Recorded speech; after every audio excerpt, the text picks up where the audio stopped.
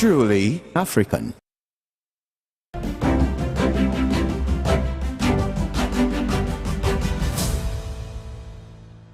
Hello there, good evening. Welcome to another edition of Talk Time.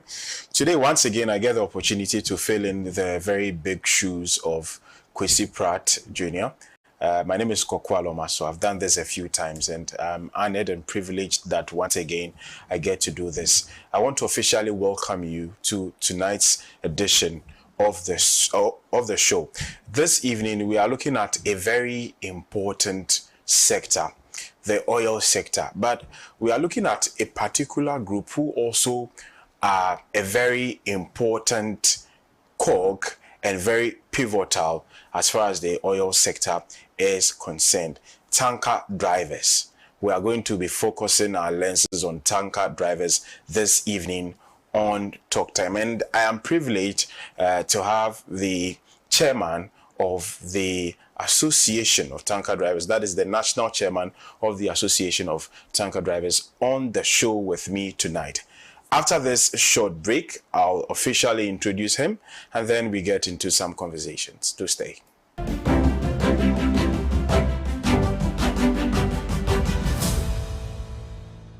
Welcome back. If you're just joining us, you haven't missed much. This is Talk Time, another edition of the show. And of course, my name is Kwaku Aloma. So, like I earlier told you, I'm doing this in the stead of Comrade Kwesi Pratt Jr. This evening, we are looking at a group of people who are very, very important as far as the transportation of fuel is concerned. Tanker drivers.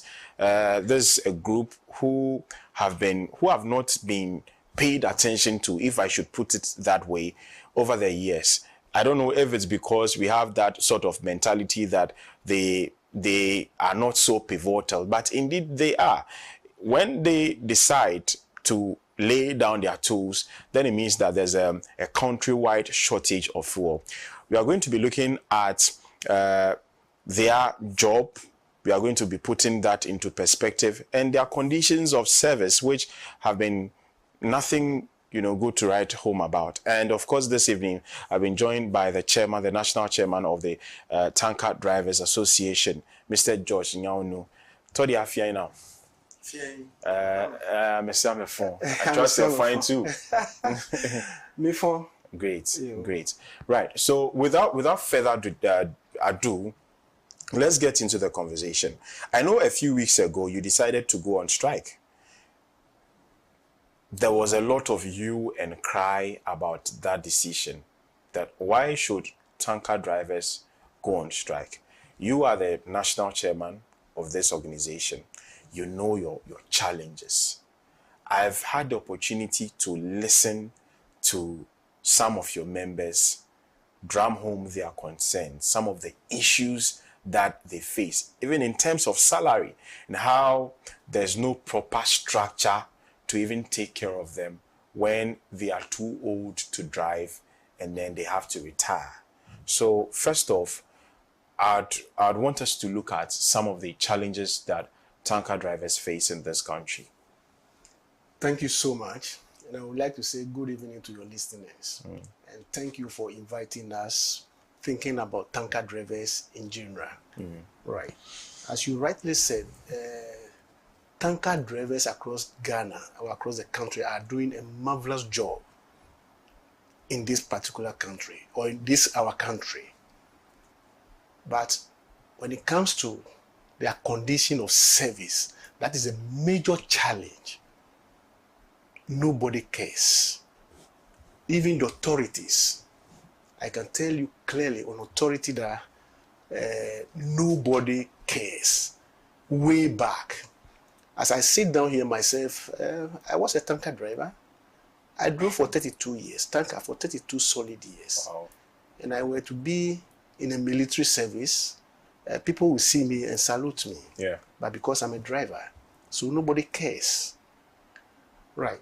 So when we talk of petroleum product in the country, before petroleum product get to its destination for Ghanaians to use it, whether at home or companies or wherever, it depends on tanker drivers. Whenever petroleum product is imported into the country, discharged into our various depots, it's tanker drivers who carry it before it generates money. But when this product turns to money, then tanker drivers are totally left out. And that is a challenge we are facing. We can't continue that way. So it is time for us to at least let authorities know that we are part of Ghanaians. We are Ghanaians as well. We have families, and we have a lot of things to do. So authorities need to at least take care of us or attend to us. And that's the reason why we decided to put our tools down for about 3 weeks ago. Yes. Has that been resolved now? Yes, I can say partially it has been resolved.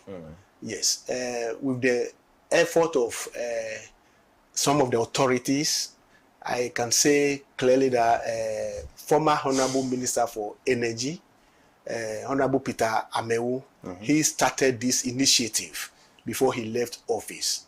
And Honorable Matthew Opoku-Prempeh, the current the current Minister for Energy, he also came to meet and he continued. He said, no, we cannot continue that way. So at least what is due tanker drivers must be given to them. So he put it in place, and then lucky to us, we have a very good gentleman who have ear to listen to his people, who happen to be the new chief executive of MPA, Dr. Ahmed Mustafa, who also came across this particular issue. And he said, no, if that is the case, then he need to do something about it before he leave office. And that is exactly what he has done. So partially, it has been addressed, waiting for implementation fully, maybe ending of June or maybe July, so that it will take effect. Then drivers will start getting their full salary and benefit. If you say that partially has been addressed, exactly what are we looking at? What are the concerns and what measures are being proposed to mitigate it? So, for instance, if I hear that some of the tanker drivers earn salary as low as 300 cedis a month, so who pays them these salaries? Is it the oil marketing companies? And what is the general consensus that there's going to be a figure, that there's a particular amount that drivers would be paid and that mates would be paid X, Y, or Z amount? What are the details of that agreement? Okay, thank you so much. Yes, it's a shame to me or for me to sit down somewhere and mention tanker driver's salary, which is below the belt. But you cannot just wake up and say, okay, today I'm going to school. So you start from university, you start from class 1 or maybe crèche. So we are starting something. As you rightly said, yes, some tanker drivers earn 300 cedis on tabletop.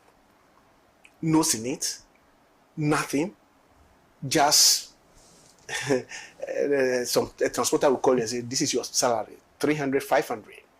So we said, no, once we are aging, automatically human being, it will get to a point, you cannot continue to work again. So at least there should be something there for you, so that when you are aging, when you age, you go home, you can rely on it till maybe your creator calls you. Yes. So we put a measurement in place by creating a pool that will take care of tanker drivers. But let me take you a little bit back. Initially, tanker owners supposed to pay tanker drivers. Tanker owners, I want to make this thing clear. Tanker owners who bought their tankers, they're supposed to pay the tanker drivers, which started way back. But along the line, I and you sitting down here, we know once we are blacks, we always prefer cheating. I can put it that way, straight ahead. So somebody can look at your face and then decide what to be given to you. And once the person is your boss, you can't challenge. Whether you like it or not, you take it that way. So you can't challenge. So we realized that no, things like that, at least, it's a worry to us. So what can we do so that at least ordinary tanker driver, at the end of the month, he or she, because now we have females tanker drivers among us, he or she will get his right salary and then Senate and everything. So a committee has been set up by NPA simply because some of the tanker owners were not able to pay the drivers regularly. You see, it's a long chain. Some of the tanker owners are not paying. Some of the OMCs are also delaying paying claims to tanker owners so that they can also pay the tanker drivers. So it's a whole lot of challenge. So we send all these facts to Energy, which Energy pass it on to NPA. And a thorough committee has been formed to investigate properly whether what we are saying is true or not. And after the investigation, they have found out that what we are saying is true. So if that be the case, then this committee should be formed. Then sit on it and see how best they can solve tanker drivers' salary. Because if the money is given to the transporters, some of them find it difficult to give it to the drivers. You get a point. So it's a big problem. So if that is the case, let's take out tanker drivers' salary from the pool, from the UPPF. We call something UPPF, Unified Petroleum Price Buildup. All right. So tanker drivers have their percentage in it. All the stakeholders have their percentage in it. But simply because tanker owners engage the drivers, that is why their money has been given to the owners to be given to the drivers. And that is where the challenge is. So we say, okay, if that will be the case, let's separate it so that we put it in a pool. Then the pool will pay the tanker drivers based on the capacity of trucks that you drove. And that is exactly what we have done. Yeah. So on that note, as I said, comparing fuel tanker drivers' salary across the globe, I don't think Ghana, we are up to that level to pay that salary, because when you compare to US fuel tanker drivers, some of them end up earning $6,000. I can say it on authority, $5,000, $4,000, $7,000 as I speak to you now. And is it in US? I have been there, so I know what I'm talking about. In US, the biggest capacity that they have is 36,000. But in Ghana, we end up having 54,000, 45,000. Capacity in terms of what? In terms of liters. Liters, okay. That can be carried? That can be carried at a go. We have 54,000 liters, 50,000 liters, 45,000 liters, 40,000 liters, 30,000 liters, 36,000 downwards to 13,500 liters. So let's make it in category based on the capacity of trucks that you drove, so that it will be lighter for everybody to pay. We did this 2010. Most of the transporters default to pay. Some of them started harassing drivers because, yes, we know they purchased the truck. So once this committee is formed by NPA, we all agree. The committee sat down for 6 solid months and come out with their proposal to NPA. Yes, that along the line, we were told some people were against it. That was some of the OMCs. And that is the reason why we call for just recent strike. Are you satisfied with, and I understand you may not be completely satisfied because, as you said, comparing what we do, what Ghanaian tanker drivers do, the weight of, well, the liter of fuel they have to transport and all of that, if you compare that to places like US, it appears we are doing more and then we are being paid far, far less. But then with what you have negotiated, like you said, you start from somewhere. But do you think that, you say that, okay, it's not so bad, we can make do with this for the time being. Is that the situation? Yes. as I rightly said, you cannot say it's not good, or maybe you are starting something fresh and you are looking for a bigger volume. Yes, I'm not doing this for myself. We are fighting for the entire tanker drivers in the country. And we want this thing to be like a tree that we have planted. Right. Water it, and then it grows to generate, all right, for future the children who are coming to drive tanker to benefit. Even if we don't benefit today, that is okay. It doesn't matter. You get the point. So we are not doing it purposely that maybe we earn something in our pocket now with executives, but we are doing it so that at least anybody who comes to drive tanker, a fuel tanker, hazardous product in the country, must end up something at the end of the month. You get the point. So as I said, though it's a peanut, but once we are starting, we welcome it, we agree on it, let us start with it. And we believe going forward, tanker drivers will be recognized in this country per the job that they do. Were there conversations about sustenance, how to sustain this? Because if you're starting from somewhere, then progressing or moving forward, we should see upward adjustments. What is the arrangement that quarterly or every 6 months or every 4 months in a year, there will be a little adjustment in the remuneration or salaries of tanker drivers? What was that agreement that would see us spare some form of progress in the coming years, so that whatever you've negotiated now does not stagnate for a long time for you to come back and then go on strike before another negotiation is made? All right. Thank you so much. I think the authorities from MPA, yes, they have good lawyers, good leadership. The committee that they have created, even in partnership with Ministry of Energy, Ministry of Labor, they are all part of the committee. So all these things have been considered in the framework. All right. The UPPF, all right, the Unified Petroleum Price Builder, which generate margin for all the stakeholders, downstream stakeholders. So all these things has been factored in the framework. Anytime there's an adjustment of transport claim for transporters, okay, anytime that a transport claim has been adjusted, automatically tanker driver's salary is adjusted. That is how the UPPF work. I hope you get me. Even if the whole year and that adjustment has not been done, we still stay where we are. But anytime there's an adjustment, okay, on the transport claim for the transport owners, automatically tanker driver's salary has also been adjusted automatically. Even in a year, if it has been adjusted 4 times, yes, it has been adjusted. But how often does that happen? Yes, depend on petrol price builder.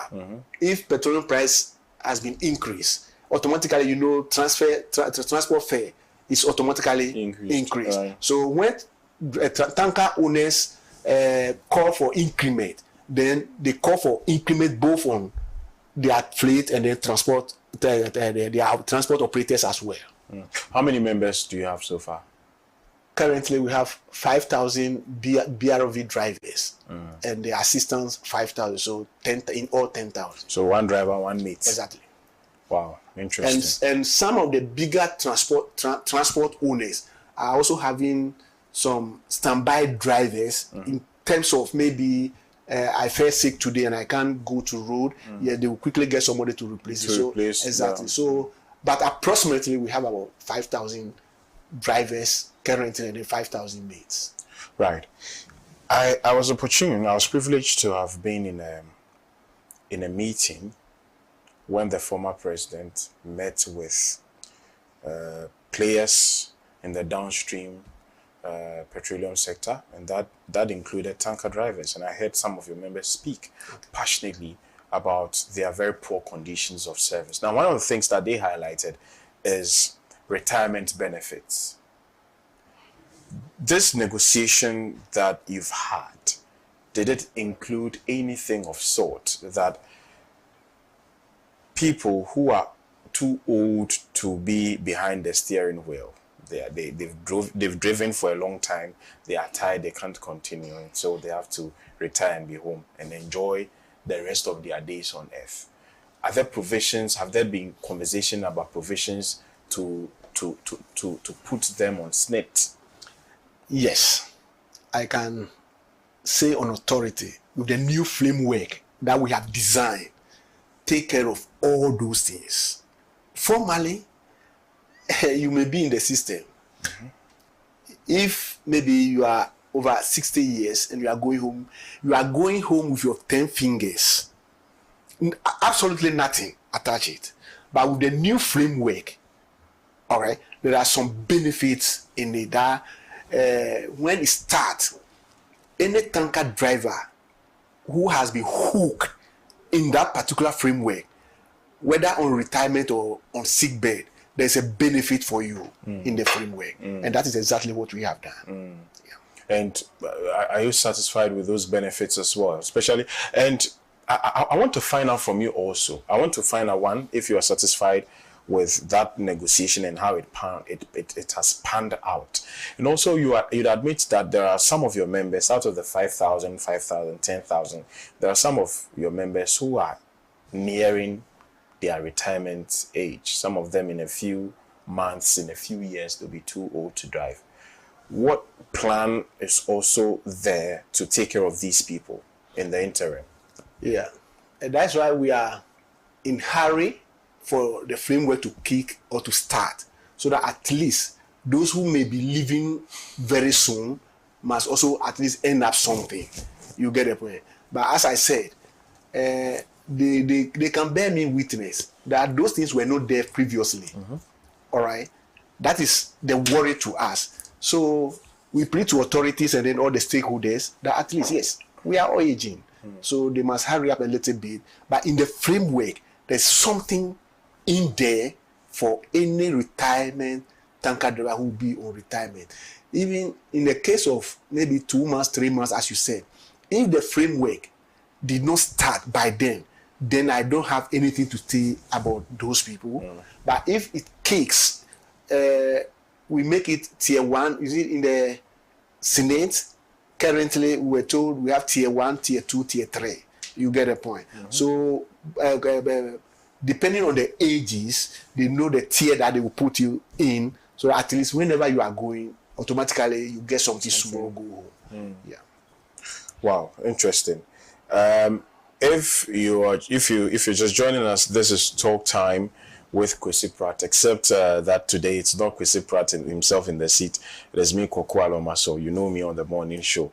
But then, of course, I've had the privilege and honor to do this in Kwesi Pratt's stead. We are having conversation about the plight, the working conditions of tanker drivers across the country. I'm in conversation with George Nyaunu, who is the national chairman of the Tanker Drivers Union. Right, and we've touched on a few issues in relation to their remuneration, which is nothing good to write home about. He's told me that the plans have been put in place to quickly address that. But I want to find out from you, in having that conversation with the director of the MP, is it the MPA? Yes, I said Honorable Mustafa Hamid, right? No, Honorable Peter Mewu. By then being the energy minister, he started this initiative. Right. All right. Yeah. Then Honorable Matthew Pokum-Prepe also came. Yeah. He called stakeholder and he supported the scheme. Yeah. Before Dr. Mustafa Hamid. So he came to meet and he said, "Oh, if that is the case, then the push should go ahead and work." And but he created the committee. He formed constituted the committee, right, as chief executive of NPA. But does it not appear that this has dragged for some time, if I'm to say, because from the former energy minister Peter Mewu to the current one, I mean, there's been some time. When would this thing kick start? Have there been conversations about exactly the time that this is starting? Because we have just a few months to elections, and what negotiations have been held in order to ensure that future governments too are bound by this agreement? All right. Because I listened to the former president, and he also has plans for tanker drivers. So when is it kick-starting so people can benefit? All right. Thank you so much. I think this thing. Let me draw your attention back a little bit. In 2017, we sent a petition to the sitting president, His Excellency Nana Addo Dankwa Akufo-Addo. I personally and my colleagues presented a petition to him at the Jubilee House in 2017. By then, the energy minister was this man. In 2017, we have an energy minister before. Boakye Jakong. Yeah. Yes. He called Boakye Jakong. And then the chief executive of MPA was Hassan Tampuli. By then. He called both of them and told them clear in presence of us.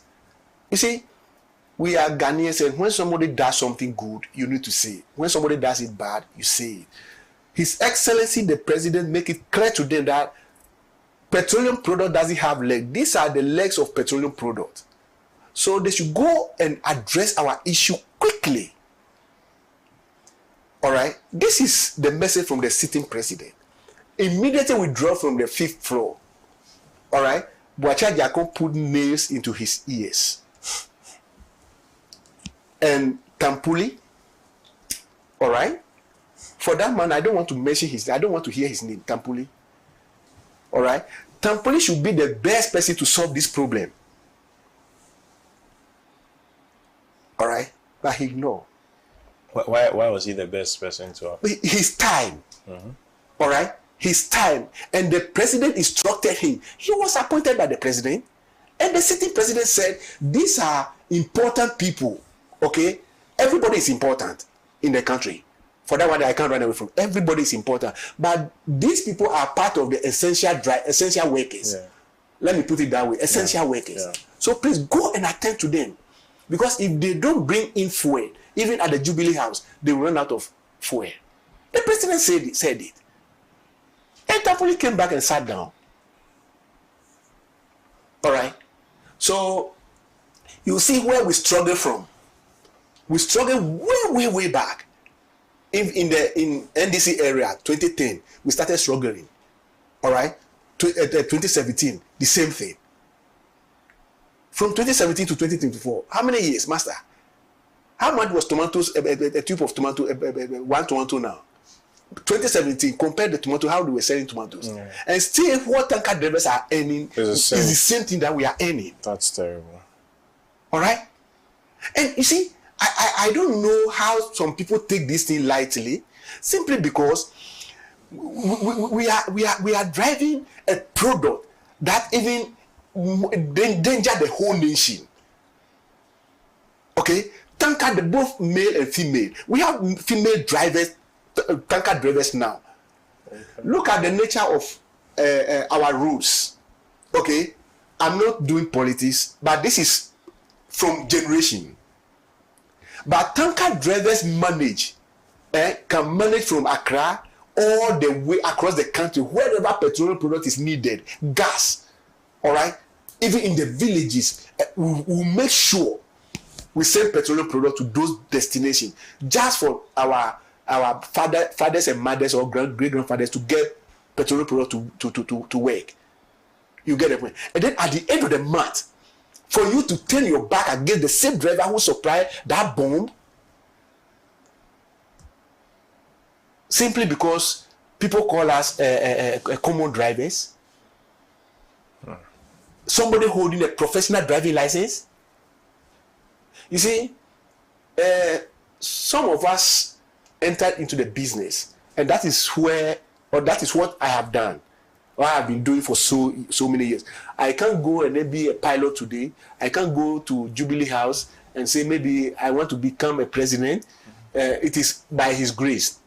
Or maybe if God says I should be the president today, fine. That is a but that is not my area. Yeah. My area is driving tanker, make sure I supply petroleum product to Ghanaians. Okay? So, the farmer who is also working, who need the petroleum product before he can work and generate food for me to buy, at least you need to take care of it. Look, when we want to face the fact, tanker drivers should be a priority workers. Fuel tanker drivers should be a priority workers comparing to doctors. I'm telling you the truth. I have been to the United States. Look, graduate, PhD people, graduate people are driving tanker. They are driving fuel tanker. And trust me, by the year 2025 or 2030, thereabout, if God is on our side and I and you live alive, you will see graduate people from our university driving tanker. I'm telling you, if we put measures in place, it's a good job. Okay, by profession way, it's a good job. You need people with idea, integrity to drive this petroleum product. Because when one tanker fall or a gas fall, okay, and explodes, you just imagine the danger in it. Yeah. If one teacher make mistake at the classroom, okay, look at the people, the student that fail when they write exam. But when one doctor make mistake, how many people died? 1%. One person died. And you are calling me a common driver without pay? My brother. So, you know, our predecessors which handled the union before we came, they have done their best. But I'm not saying I'm getting all the 100% before I left office or before I leave office. Yes, but I want to try my best with my colleagues, at least, to put something on the table. So that when we were not there, as you said, the former president also take it serious that maybe he also put it in place, as you said. I didn't hear it, but you are saying it. Indeed, when this thing comes to pass, so that any president that at all will come, we know that at least if he want to adjust it, all right, to become morable, that would be fine. But not to the extent that maybe you will come and wave it from there. This is coming to stay. Right. I'm still in conversation with Mr. George Nyaunu. He is the president of the Tanker Drivers Union here in Ghana. We're having conversations about their plight, their working conditions. Steps have been taken already to address their situation. Let's go for a short breather. When we return, we shall be looking at safety, the safety of tanker drivers. So let's go for this short break. We return with more.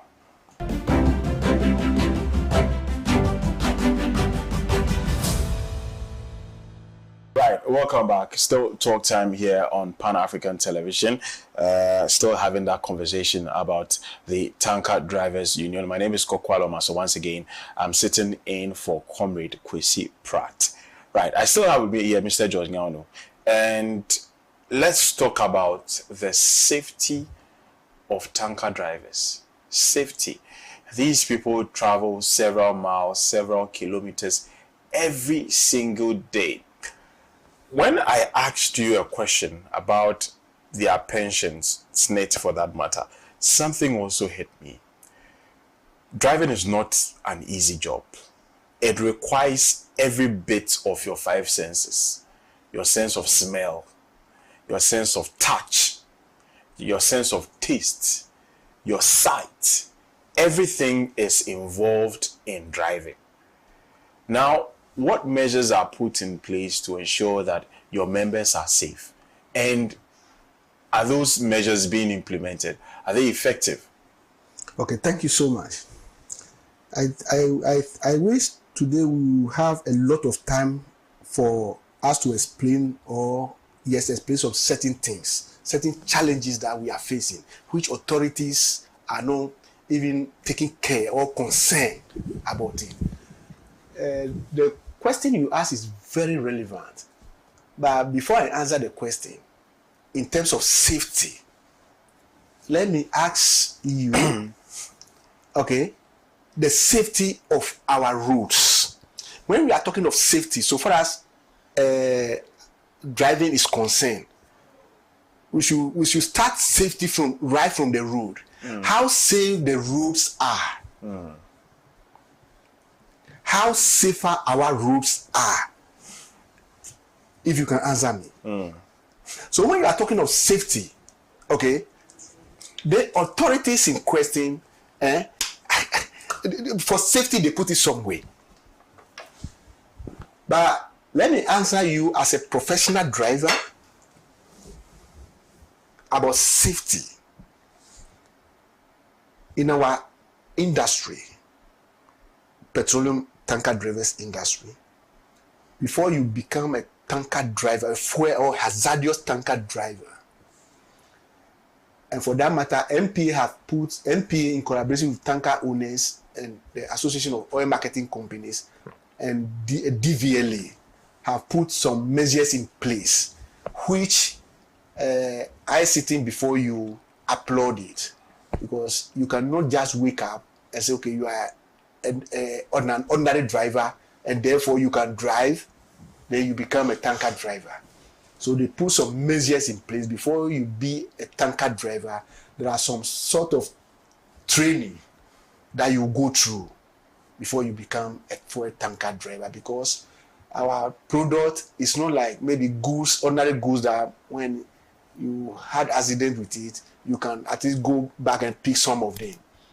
That is why they say it's a hazardous product. So we have a lot of training before you become a fuel tanker driver. So on the training aspect, we have a different type of training. As you said, we know our roads are not in good condition. So our training starts from there. Because we are not the only road users. We have a lot of road users. So we were trained in a certain way that the moment you hit the road, you consider the other road users. Let me put it that way. Let me put it this way. I will plead to the public to forgive me. You see the other road users as mad people. Okay? Excuse me to say, they are not mad, but that is what we were taught. You get the point? You see the other road users as mad people or somebody who is not normal. You get the point? Because if you consider every road user as a normal person, you end up creating accident all the time. So you look at me as somebody who is not normal, because you don't know the time I will stop, the time I will brake, where I will give signal or something like that. So being a special trainer or trainee, you have to comply by all the training that you go through. You get the point? So for tanker drivers, as you said, we were properly trained. Even immediately you pick the product, we have time of journey plan, time of movement, and then you drive for about 4 hours, you park for 30 minutes, you rest, you get the point. As you said, that we have some 5 key things: your eyes, your nose, your ear, your legs, and your hands. All are working. All right. As much as you drive, let me say, 26-wheeler, which is the long vehicle, and we are going forward, wind is blowing back, but when a tire is smelling behind, you have to sense it. If all these things were not taught, you will not know. So we know all those areas. You get the point. Where maybe you be on the road, animals will easily come out from the bush and cross you. Yes, that is the same thing happen, like maybe somebody who is not normal. All right, and we have been experiencing it on our highways. You'll be going, you see somebody walking on the motorway, in the middle of the motorway, somebody who is not normal walking on the motorway. Will you say it's a motorway, you go and hit the person? You get it. But if you were not trained, okay, how to adjust yourself, you end up having accident all the time. So tanker drivers in general have been trained professional before giving the truck to you. So some time back, we experienced a lot of accidents. We realized some of our transporters, it's like a transport sector is like open market. Right. Everybody goes there, purchase something, and start business. You get the point? So we realized we start developing a lot of accident. Going through, we realized those people, right? Some of the transporters engage some drivers wayside who are not having an idea of handling petroleum product. So we put all this information before MPA. That is why they regulate the system. That henceforth, before you be behind the steering wheel, you have to at least go to some certain training and acquire knowledge how to handle petroleum product before you become a tanker driver in the country. Must they also be members of a particular group? Then if you have that sort of membership, then everybody knows that you have undergone the necessary training to be behind the wheel. Is there something? Yes, we have this thing, RSL, who train tanker drivers. We have ESL, we have BIVAC, a lot. Okay, they have arranged with those organizations who properly train tanker drivers. So we have a lot of them. Yes, and then before you become a tanker driver today, currently as I speak to you, we need to identify you. Right. Through your transporter and then the union. Right. So that in case of emergency, we can easily trace you. What we are doing now, indeed, if authorities support us, they may think maybe I just want a name for myself, or maybe we are creating something. But you see, we want to build something proper down, so that at least when you engage tanker driver, you know where the person is coming from. You get a point. In US, as I said, even the drivers who operate the trucks don't know they are transport owners. Yes. The drivers who operate the trucks, even most of them don't know they are owners. You buy the truck, they give it to the garage owners or the union. Okay? So the union engage the drivers. Yours is the truck work. At the end of the month, they pay your money. Okay, so you see that in that particular area, there's no cheating. The driver earns his salary. The transporter also get his claim. The garage owner also get his claim. You get the point. But in our system, it's not like that. We just started. Going forward, we believe we'll get there because we are accompanying the Europeans. You get the point. Yes. Still on safety, do drivers and their mates have insurance packages that in case of any eventuality that they'd have to get their limbs, any of their limbs cut off or amputated, or anything could happen? I mean, it's a driving work, and looking at the nature of the roads, of our roads, it is not too much to even expect, accidents here and there, despite the rigorous training that they undergo. But are there insurance packages to ensure the lives of these drivers? Okay, thank you. We have, but in case of accident, or in terms of accident, for a driver to get that claim is difficult, and all these things are the challenges that we have. All right, so we gather everything together and we put it before authorities, and that how come they have realized that no, where we are heading towards will not help us, or will not help tanker drivers in future. So let's do this at least to help them. Yes, tanker drivers and mates have been insured by the transporters, because the truck itself has been insured, the goods that you are carrying has been insured, and then the driver and the mate. You get the point. But the driver and the mate, in terms of accident, the insurance will be paid to the owner before paying to the driver and the mate. You see where the challenge is. Yeah. So if, assuming the driver and the mate has been insured about maybe 50,000 or 100,000 Ghana cedis, all right.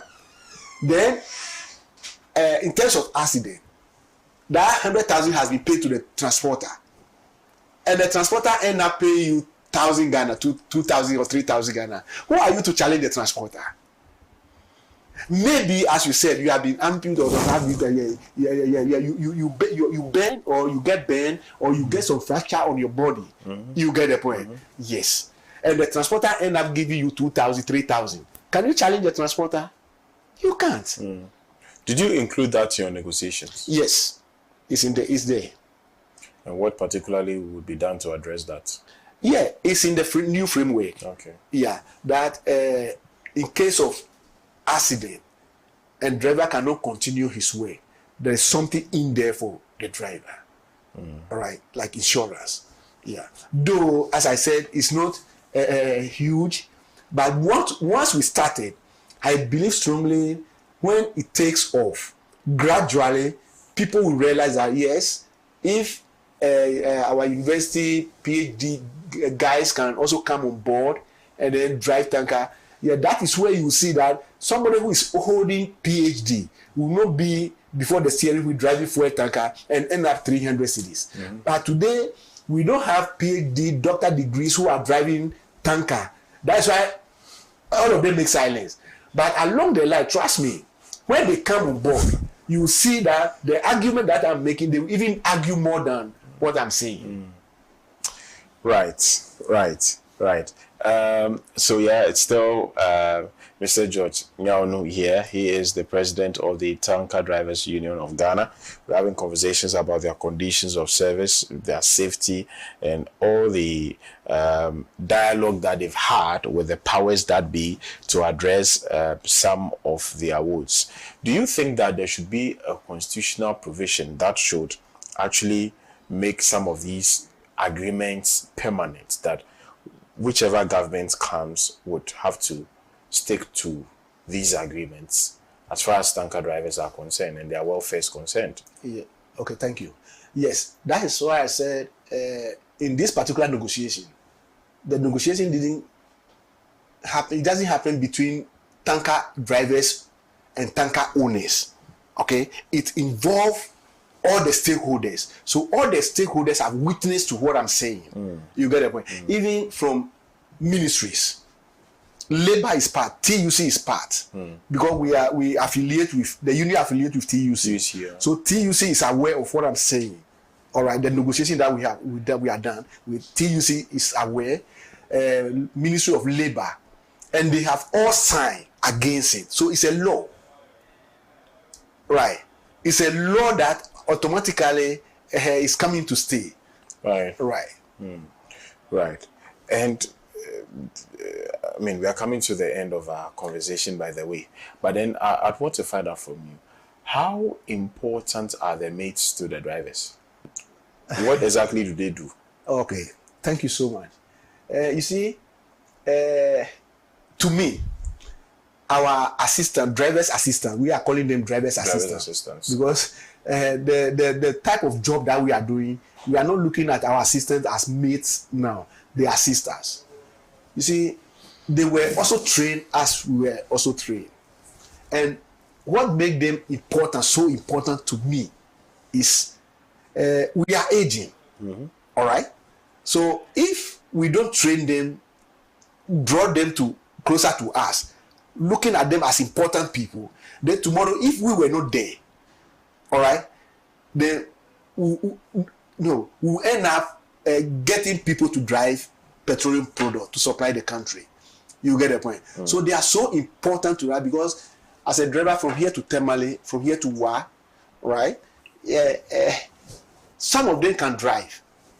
On the way when you get flat tire, all right, and you don't end up having a driver assistant, you alone to change it. Okay, that is where you see the importance of the truck, our assistants. The assistants. Exactly, you get a point. Sometimes some of them are so good to the extent that he alone can say, okay, master, you are tired, so you just be relaxing. I also do it. You get the point. So they play a very key role. Addition to us. And they are considered in the framework. Yes, they are part of it. Formally, when we are, you see, we are looking at them as apprentice. So They are learning job. So they're not even paid. Exactly. But don't forget that in terms of, or in case of accident and something happened, he can also die, lost his life. So we consider them in the framework. They have salary and they have even all the things that the drivers we earn. They also have something in there. What would be your final words to the people or persons in authority who handle your sector? What is in your mind? What is on your heart that you want to tell them finally? Okay, thank you so much. I would like to use this opportunity to make an appeal to authorities, even from the presidency, the parliament, ministry, to the downstream. Clearly speaking, we are essential drivers. Before I gave the comment in 2019-2020 COVID time, all right? You remember there's an announcement by the government that everybody should stay at home. But some essential workers have been given permit to work. Do you remember? Yes. Tanker drivers are considered as essential drivers. Okay? After COVID, the president announced that there will be a small cake for the essential workers. Yeah. Ask me, tanker drivers have been given tag to work as essential workers. But that's why I mentioned Tampuli's name. He was in charge by then. Okay? Ask me whether, as we sit down here today, we earn penny from them, from authorities. But they know that tanker drivers are essential workers. They gave us a tag to work so that they may not run out of fuel. But after we devoted ourselves to work, tanker drivers are neglected. So you see, they shouldn't think of their children alone, authorities. All right? They should think about the whole nation. Because it's by his grace or by chance that president will appoint you. President cannot appoint everybody. He will appoint some people to lead. Okay? So those people who are working under you, at least you have to respect those people and consider them as a normal human being as you are. Me sitting down here as a national chairman doesn't mean I have wisdom and knowledge more than the rest of the drivers. There are some people who are even handsome more than me.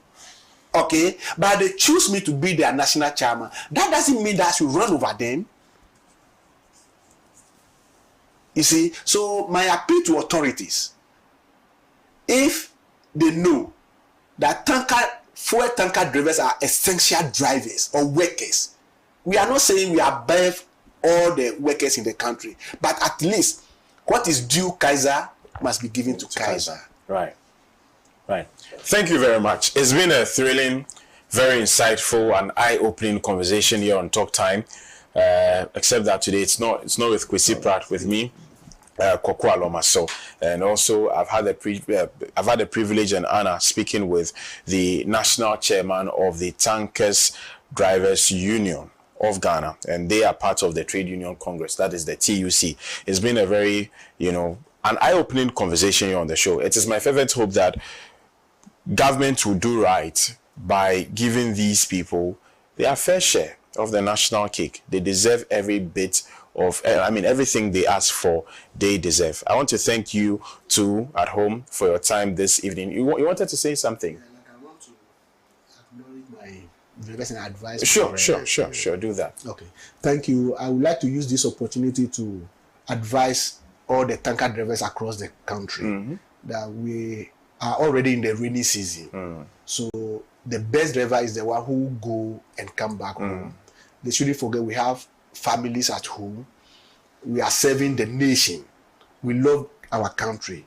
So they should drive as they have been trained to avoid accidents in the country. All right. So I would like to appeal once again to them. They shouldn't look at the ordinary drivers who, especially our truck drivers who are in haste picking passengers. Some of them don't know the nature of our job or the product that we are carrying, or when something happens. That's why I say you look at him, avoid him, exactly, avoid him and let him go, because the petrol that the product that you are carrying, you are on board with your mate alone. But when you look at the minivan, some of them are carrying about 15 passengers. And the passengers are even valued more than the product that we are carrying. Yeah. So my advice to tanker drivers is they should allow or avoid those who are overtaking them roughly. They should just take their time, consider the road that we are applying, that we are not the only person who is operating in the country now. So that we will save life and property in the country. I love all of them and I salute all of them. They should get hope in the Lord that surely before ending of this year, our salary will start hitting our pocket. When I mean this year, that doesn't mean December. Very soon, they will start getting something, inshallah. Thank you, and I salute all of you. Thank you. Thank you so much, National Chairman of the Tanker Drivers Union, and to you at home too for doing the watching. It's been a pleasure coming your way with tonight's edition or tonight's episode of Talk Time. My name is Kwaku Alomaso. I sat in for Comrade Kwesi Pratt. Do enjoy the rest of your weekend. Bye-bye.